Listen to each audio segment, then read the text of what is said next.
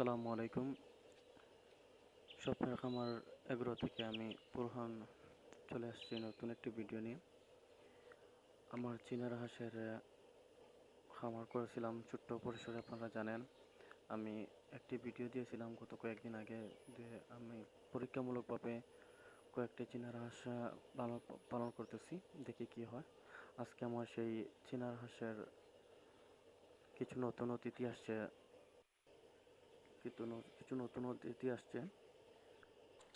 আমি বাচ্চা, এই দেখেন, বাচ্চা ফুটাইছিলাম মুরগ দিয়া। পরীক্ষামূলকভাবে প্রথমে শুরু করছি আর কি। মুরগ, নতুন হাঁসের বাচ্চাগুলা খুব সুন্দর। আমি প্রথমে 10টি ডিম দিয়ে বসিয়েছিলাম মুরগ। আমার তো ইনকিউবেটর নেই, তাই মুরগ দিয়েই চেষ্টা করছিলাম যে বাচ্চাগুলা ফোটানোর জন্য। আশা করি আমি 100% ফলাফল পেয়েছি। এই দেখেন আরেকটি মুরগি বসিয়েছি, দেখা যাক। এই মুরগির নিচে 8টি ডিম সম্ভবত দিয়েছিলাম। দেখা যাক, আজকে 10 থেকে 15 দিন হচ্ছে কুচে বসার, দেখা যাক কি হয়।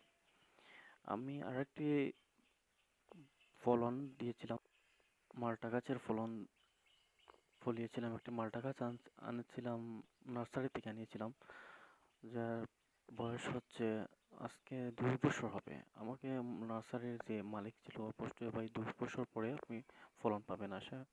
তাই ওর কথায় আর কাজে ঠিক আছে। আজকে আমার নার্সারি,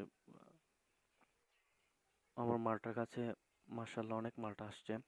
আপনারা যেগুলো বাজার থেকে ক্রয় করে খান সেগুলো হয়তো অনেক ফরমাল ফরমালিন, কিন্তু এগুলা পিওর একটা, যা বাড়ির আশেপাশে যেগুলো আমরা রোপণ করে থাকি এগুলো পিওর একটা মালটা। আপনারা খেলে অনেক সুস্বাদু হবে।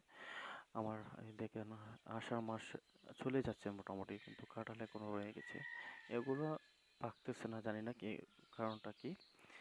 আশা করি কয়েকদিনের ভেতরে পাক পাকতে পারে। এই কাঁঠালের অনেক মজা, সুস্বাদু। নিজের লাগানো ফসল তো, তাই অনেক সুস্বাদু। আমরা বাজার থেকে যেটা কিনে আনি হয়তো অনেকগুলা সুজি, আপনারা যেটা বলেন